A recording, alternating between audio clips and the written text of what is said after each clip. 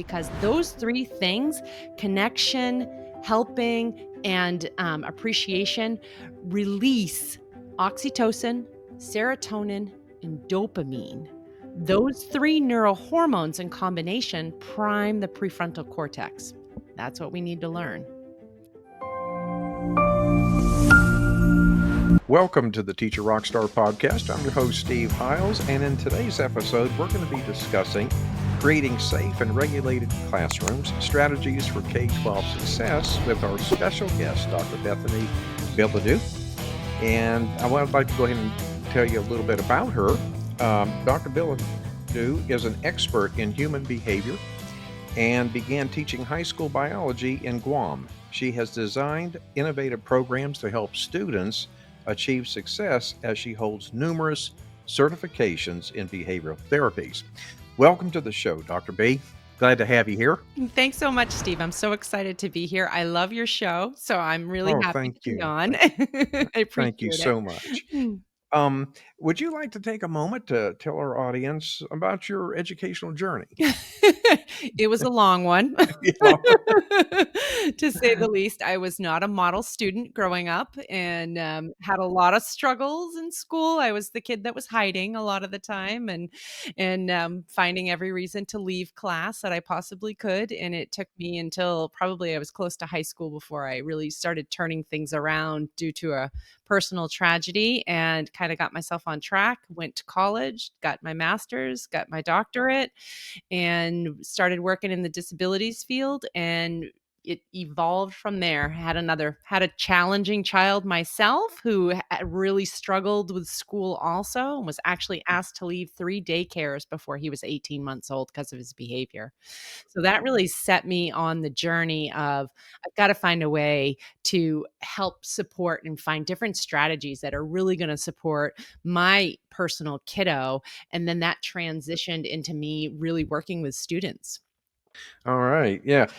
I have to ask you this, because I know this is really a big pain point for a lot of teachers out there, but how can you engage a student, Dr. B, who is blurting out and just refusing to do work of any kind? It's a major pain point, and it's a pain point because Absolutely. it keeps happening and keeps happening and keeps happening. So it's the annoyance for the teacher of, "Oh my gosh, this isn't necessarily a safety risk, but it's using all of my energy to try to work with this kid to get this behavior to stop." And when that happens, you end up feeling like, "I don't really like this kid so much. He's kind of a pain. I'd rather this kid not be here."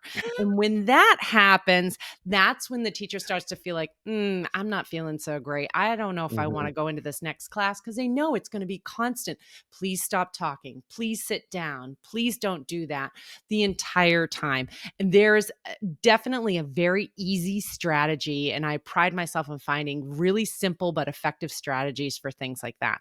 There's a couple ways there's a couple ways you can take care of it right at the beginning.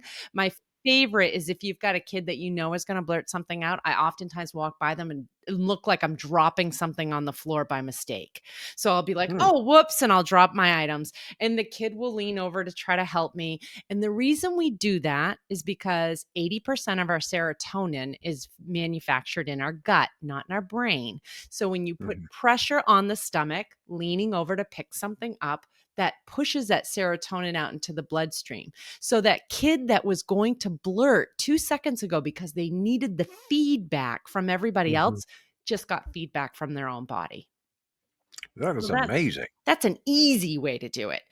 If I want to work on this globally with the entire class, some techniques that I'll use is I'll tell the teacher, you've got to pay attention to it. And there's a technique of how you pay attention to it. When you're first doing it, you're paying attention to it at a transition. And the reason why is because if you talk about the blurt in front of a kid who's testing boundaries, they're gonna Mhm. blurt in 2 seconds, right? You tell them not to do something, and then they immediately are gonna do it. Gonna Just do to it. be like, "See? What are you gonna do?" So, you've gotta talk about it from the aspect of, "Oh, they're headed to lunch. Hey, I noticed that none of you blurted out in class for the last 30 seconds. Thank you so much. I really appreciate that you guys were able to control yourselves enough." It shows a lot of maturity to be able to do that. Send them on their very way. So you do it at a transition. Then once they kind of are digging into this after usually 2 to 3 days, then I say do it in the body of the time. So when kids raising their hand say, "I love your quiet hand. I really appreciate that you have something to share and you're waiting to be called on." As soon as that kid goes and they open their mouth to blurt, your blurter kid, which every teacher has got one of those, I swear. Mhm. That's when you say, "Oh, I know that you have something to share and I so badly want to hear it, but you're going to have to wait a moment," because you're trying to train them that they need to wait too. There are some personality types that have a hard time not blurting and they talk over people. I'm one of them. But it's really important for them to learn how to wait through that process because it's a life skill for us to be able to. All right. Well, great. And I have to ask you, what are some of the signs that a student will be disruptive, Oh, and what interventions, outside of calling for support that will work? Oh, this is my favorite, Steve. So there's a couple of telltale signs when you've got a kid that's going to be doing this. So one is the body sprawl. You all know that one. The kid that comes into class, it's usually a high schooler, and they're laying down like this. They're like, and so what's his body telling you when he's laying down like that? You know, it, yeah, I hear what you're I'm saying. not going to move to I'm not work. going to do it. I'm Yeah, taking yeah. up territory. You could do whatever you want, but I'm Yeah, not going to you do you anything. go pound sand. I'm not doing it right now. They're just telling you my body is taking up space and I am territorial over Hmm. this area right now. You cannot get me to do something. So you're going to have to get that kid to sit up. So Yeah, typically what I do is I come into their personal space a little bit and I usually mm, stand a little bit too close. High schoolers don't like this.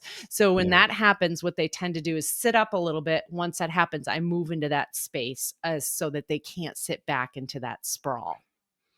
Oh, Another okay. telltale sign of a student that's going to be disruptive is the kid who's perching. They might be doing something or might be bored for a minute. And then all of a sudden, you see them sit up for a minute and they're looking around. What do you think they're looking for? Mm. What can I get into next? Yep, prey. They're looking for prey. That's exactly what they're doing. They're Yeah. looking for prey. So when they're doing that and you're saying, "Oh gosh, what are we going to do?" Soon as that kid sits up and starts to look around, that's when you say, "Hey, I noticed that you're doing this, or I noticed that you're almost finished, or I noticed that you pulled out your black pen.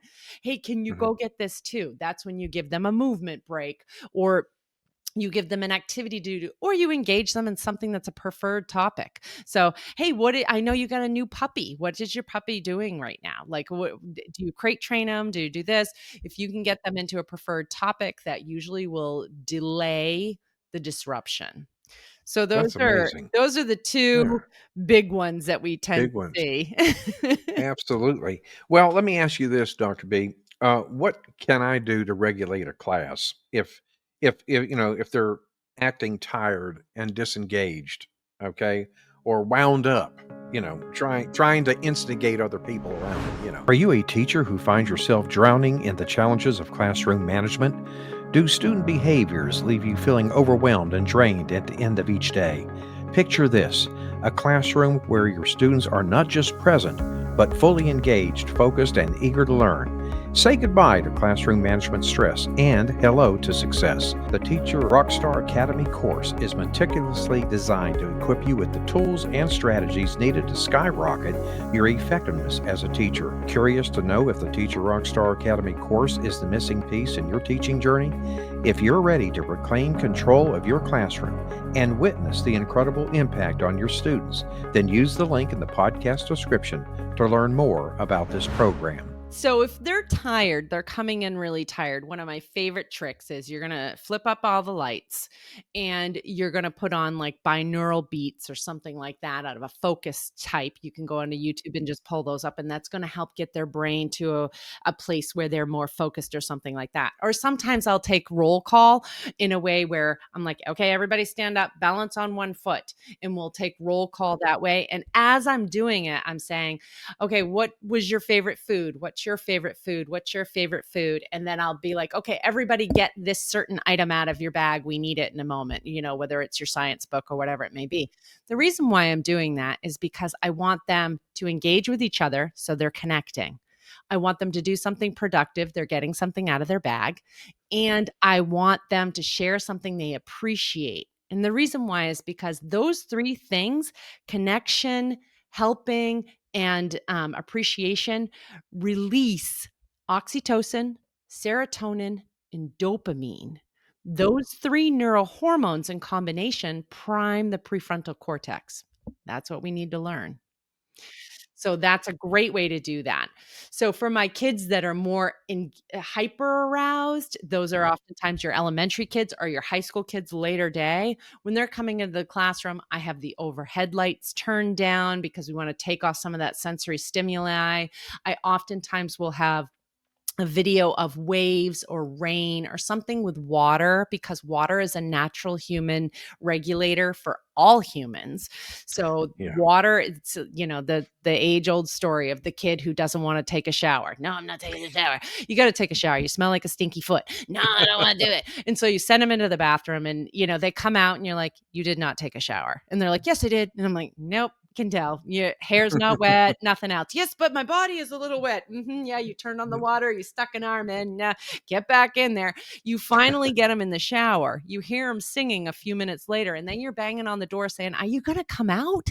Come on, you've been in there like 30 minutes. There's other people that need to shower. And the kid comes out, I love you, Mom. I love you, Dad. Same thing will work at school. Obviously, they're not going to probably be taking a shower unless it's Yeah, after yeah. PE, but have them fill water bottles, have them water plants, have them do, activities with that, put on sounds of rain, put on a video of a waterfall. All of those things will help regulate.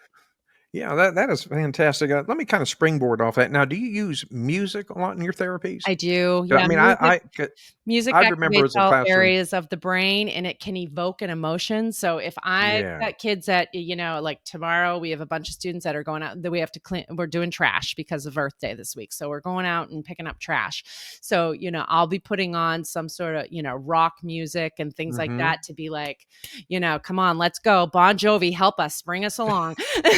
Yeah, I'm a firm believer. I love incorporating music in the classroom itself. Now, you mentioned lighting too, Yeah. and I know fluorescent lighting is Oh, probably the yeah. worst, isn't It it? And is. and isn't it odd that here in 2025 we're still building schools that have I fluorescent lighting? Yeah. I don't get it. Yep, I don't and in so understand that. many. I mean, that's why when you have the one student that, the parents are like, "We don't know what's going on. He only has Yeah. challenges at school. What is Hmm. up?" A lot of times it's that particular student can feel the building noise. They can feel the air conditioning units, they can feel the projectors, they can feel all that, and it's causing lots of stress on their nervous system. That's why they oftentimes interact much better outside. I always say, seat that kid by a window. They need the natural light as much as they possibly can. Absolutely, yeah. They'll And be I much just more wish schools productive. had Yeah. more natural light in the room. Well, let me ask you this then. What is the most helpful thing that a teacher can do, especially, when you have this student that has has had a behavior that led them to having to leave the class, or worse, leave the school, Yeah. you know? Empathy and welcoming them back. I mean, that's the big thing. So many kids, so many students that I work with tell me, nobody wants me. Nobody Oh, wants me, and they genuinely feel that way. So my goal every time I work with a student, I want them to feel like it is the best part of my week. Like I don't yeah, often see the same students 2 days in a row because I'm in a lot of different buildings. sure. So whenever I am with them, and that's hard when you're not a guest star. I have it a lot easier because I'm a guest star, but it's, you Mhm, really want them to feel like we want you here, especially if they've gotten a suspension or they've been away at a placement facility or something like that. When they're back, we're so happy you're here. We're so glad to have you back because they pick up that nonverbal body language. Woo, mhm, man. And if they don't feel like it's positive, then it's absolutely negative. That's just how it's yeah. viewed. So they've got to feel wanted. Everybody wants to feel valuable. And I tell my Absolutely. students that too about their teacher, you know, "Teacher wants to feel valuable." Yeah. Make sure you're telling them, "Thank you for what you do," even if you're not doing the work. Yeah, I hear you. Well, let me ask you, your Behavior Bootcamp, is a notable program. It's offered by Core Methods. How does this initiative equip educators with the tools to, reintegrate students into their classes effectively? And, what outcomes have you observed from its implementation? Well, there's very few programs that teach behavior management and really teach how to reach a lot of these more challenging Hmm. students. And I will say, 5, 10 years ago, it was maybe 5 to 10% of the population. Now we're looking at, 30% of the population is Hmm. experiencing these behaviors. It's like 56% of students now have some intense behavioral incidences at school. That's a huge percentage right now. And so we want to make sure that we're really giving educators the tools that they need to, one, connect very, very quickly with a student. If this is the first day you've met the student, you need strategies on how to do it. And that can be done through body language, through mirroring, through the triple nod, through the double because, saying because 2 times in a sentence with a student instead of saying it once. That will make those relationships happen very, very quickly. And once Hmm. they have that, be able to know those little strategies like the bending over and putting pressure on the stomach Yeah. and all of those other little pieces, because we've got 100 of them. Good, yeah. Could you use an example where you would use "because" twice? I mean, that's very Yeah, so if fascinating I to me. asked a Yeah. student to do something that they really didn't that I knew that they weren't comfortable doing or didn't wanna Uh-huh. do, I would say something like, "I know that you can do this because you are the type of student that really puts in the time because you really wanna make sure that you're getting the most learning out of it and you're understanding the why behind what you're learning." Okay, alright. Very good. Boy, I'll tell you what, a valuable tip there, I'll tell you. Now let me ask you, Dr. B, for educators, like I say, this show is primarily specifically for the first year student teachers, or, you know, but what what can the teacher, new to trauma informed practices, what initial steps would you suggest that they take uh, to begin integrating safety and regulation strategies in their teaching methods? I think the biggest thing is feeling safe yourself, like knowing what strategies are going to help you feel safe and taking time for self care and making sure you're feeling safe. Because even if you think you're hiding it, typically Hmm. students can sense it, and your higher anxiety students and also your students who are a little bit oppositional, they're gonna feel that out and know that. So making sure that you feel safe, finding mentors to help you feel comfortable with that, and finding those strategies that are Yeah, going to do that. We do a lot of training on how to provide different self-care strategies for teachers to make sure that they're taking care of themselves and they're feeling like they're safe in their environments, and knowing what's going to make you feel safe when you're there, having backup procedures and things like that for things that might occur so that you feel safe, but taking a moment to yourself, taking a deep breath and saying, I've got this, and talking to yourself about that and making yourself feel comfortable and safe within your own body. yeah, So, lots of techniques we use for kids as yeah, far as, keeping the thumbs lifted because that conveys confidence, tilting the head to the left because that conveys empathy, using a lot of little body language strategies that we use with the adults too so that they feel safe. Because oftentimes we're interacting with staff when there's been a major physical incident and they yeah. need to debrief in order for that student to get back into that learning environment. Okay, well, let me ask you this, because this happened, uh, real life experience here. I had a student at one point go around, start tearing. I mean, just had a mental meltdown, tearing everything off the walls, knocking over my anchor charts, kicking the trash can around. And I had a classroom in there, obviously. He's going doing this. What again at during that specific time? What do you do? What can you do? I mean, I know what I did, but I mean, what? So I'm waiting for the person to de-escalate for a moment because you can only stay in a state of crisis for up to 3 minutes. So as they're stomping around and kicking things and throwing things and ripping things off. I'm watching their shoulders. So as soon as their shoulders let down for a second and they take a deep breath, that's when they're actually coming out of crisis for just a couple seconds. They'll go back in if you don't pull them out at that point. So I'm not saying anything. I'm oftentimes signaling to the other students to leave the classroom. I'm just there for safety in between that student and the other students to make sure the other students stay safe. As soon as those shoulders come down, I would say, buddy, I know that this looks like it's really hard. You look frustrated. Can I get you some water? Do you need a weighted blanket? Do you have someplace you want to sit? Can I put something on? So first time, they're probably going to be like, no, and F you, that sort of thing, and continue to destruct. But usually by the second time or third time, because it's usually only about 45 to 60 seconds that they're going through this, they'll turn to me and usually say, yes, I want this. And they'll still be angry. And I'll say, I'm just here for safety. Do you need for me to step back further? Or are you okay? And as soon as I put my safety into their hands at that point, then that's usually where they let it out. They either cry or they're like, I just don't know what's wrong, and they start to tell me what the situation is and everything. Okay. Yeah, because that could be very traumatic even to the other children. Traumatic to everybody, to the teacher, to the other student. Yeah.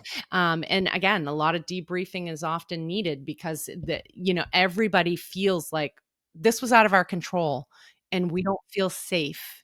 And how can we feel safe again? And they're very nervous about that student. That's a good example of a student returning. They're very nervous about that student returning, and the nonverbal body language that student receives sometimes sets that student up to have another incident because they feel like people are looking at them like they're going to have this incident. So they get very nervous about that. Yeah. Wow. I'll tell you something else. Well, Dr. B, let me ask you this. Now, I know you got lots of takeaways here, but what would be your biggest takeaway that you would like to share with our audience today? I mean, safety first. Can't learn if you don't feel safe. You can't take risks if you don't feel safe. And that's what we're asking learners to do every day. Take a risk, learn something new, take a risk, show us what you've learned. And in order to do that, they have to feel safe. And the educators have to feel safe too. absolutely. Okay. How can folks connect with you? They want more information. Yeah, the best way is probably through our website, www.thebehaviorbootcamp.com. Okay, wonderful. And I'll make sure I add that to the YouTube show notes as well as my podcast as well.